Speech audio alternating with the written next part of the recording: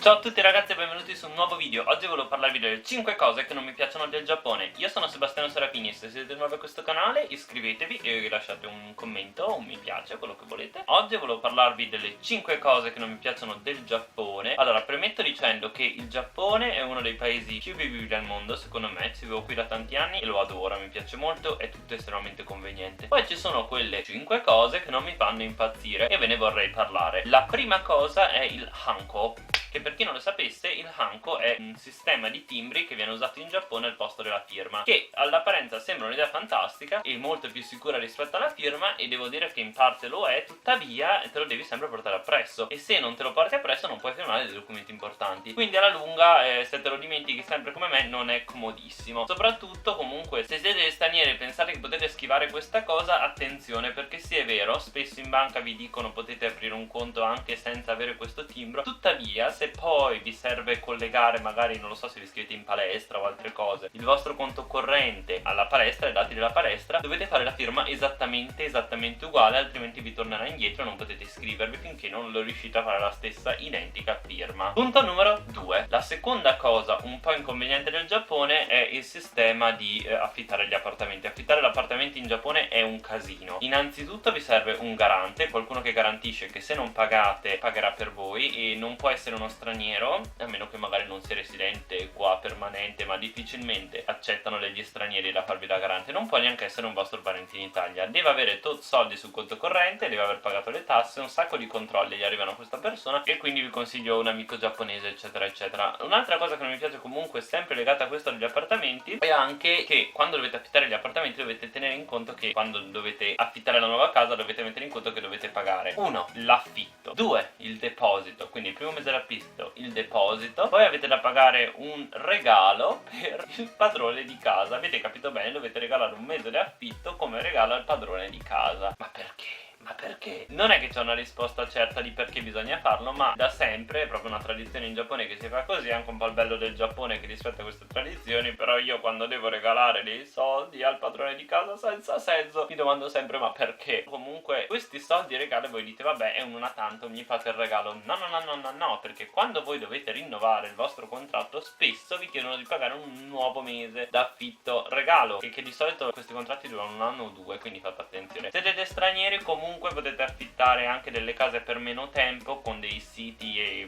proprio per stranieri che affittano case, però ovviamente sono case che costano molto di più per quello che offrono, di solito sono molto piccole e vecchie rispetto alla stessa cosa che avreste con un appartamento giapponese. Però per affittare un appartamento in Giappone dovete comunque avere un visto di lavoro almeno di un anno o due, e dovete avere questo garante e avere almeno un 4.000 euro per iniziare a affittarlo, perché non è facile. Comunque vabbè, questo è come funziona in Giappone, come è sempre funzionato e come funzionerà da qui a poco. La terza cosa che non mi piace del Giappone, questa è una di quelle cose che proprio spero che cambia in vista delle Olimpiadi, è dedicata a tutti noi che non fumiamo. Io sono allergico al fumo, proprio lo detesto, e praticamente in molti ristoranti, soprattutto negli izakaya, che sono questi locali vecchio stile in cui la gente va dopo il lavoro a bere, a mangiare qualcosina, spesso non è separata l'aula fumatori alla sala non fumatori, e questo per me è un grosso problema, lo trovo alquanto scomodo. In Italia mi sembra che non si può fumare nei ristoranti, o esistono ancora le sale fumatori, sinceramente non lo so. Se lo sapete lasciatemi un commento. Poi la quarta cosa che non mi piace del Giappone è che ti devi sempre portare soldi. Questa è una cosa molto importante, perché in Giappone in molti posti non accettano le carte di credito, sia ristoranti che negozi, ma soprattutto tipo se andate dal dottore o dal dentista quasi mai vi accettano i soldi, quindi ricordatevi di portarvi dietro un po' di cash perché serve sempre. La quinta cosa che non mi piace del Giappone, ma l'ho appena letto e me lo sono già dimenticato. Ok, la quinta cosa che non mi piace del Giappone sono gli tsukidashi. Gli tsukidashi sono praticamente questo regalo che vi arriva pagando il coperto. Non è che non mi piace, però all'inizio non capivo che cos'era. Quindi praticamente tu vai in un ristorante e la prima cosa che ti arriva un po' di tofu, un edamame, un piccolo piattino, e tu dici ma io non l'ho ordinata sta cosa, mi sono appena seduto, e la cameriera ti dice che no ma è per te, e faccio ma ah ok, gratis, quindi è un service, e lei mi fa no, non è gratis, praticamente arriva con il secchi, cioè che sarebbe con il tuo posto a sedere, arriva questa cosa e la devi pagare, costa 2-3 euro, 200-300 yen a seconda dei locali dove andate. Però questa è una cosa che adesso vabbè capisco e gradisco, però all'inizio non la capivo. Poi quando ho capito che è un po' l'equivalente del coperto con un regalo ho detto ok, mi sta bene, perché qua in Giappone praticamente paghi il tuo posto a sedere e il coperto, e in più ti arriva il regalo. In Italia paghi il coperto e hai pagato il coperto, yay!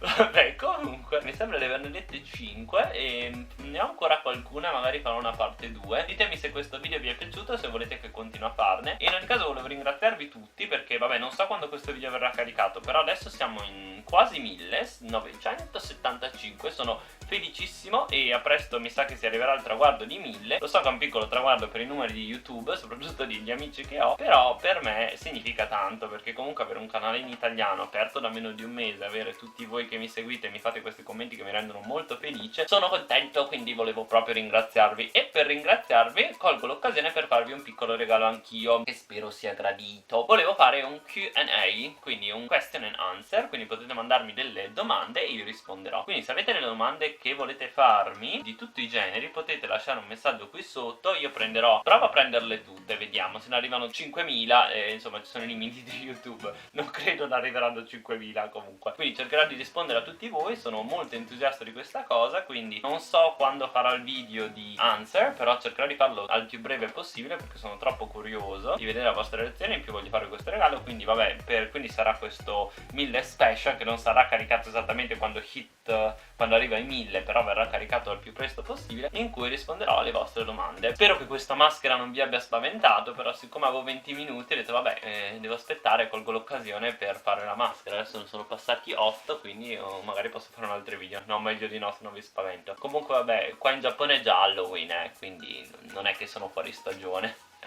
E questo weekend arrivo in Italia per una settimana. Non so se l'avete visto perché io ho un altro canale tra l'altro in cui carico, diciamo è Sebastiano, questo qua è Sebastiano Serafini in Giappone e quell'altro è Sebastiano Serafini a cazzo, proprio perché è un canale che carico cose a cavolo, carico tutti i giorni. Di solito dico qualche battutina sul video di oggi che caricherò, perché cerco di caricare tutti i giorni alle 2, quindi è un po' un videotto così. Però se qualcuno vuole vedersi anche quest'altro canale vi lascio il link, magari lo metto qui o di qua, scusa, da che parte va? Vabbè, non lo so. E iscrivetevi se vi va anche lì. Però se non avete troppe aspettative e volete farvi un minuto di sebastianate quotidiane, potete guardarvi anche quello. Di solito metto su quello che mangio e varie cose. Va bene, grazie mille per essere stati con me, ci vediamo al prossimo video, sempre domani, sempre alle 2. Ciao!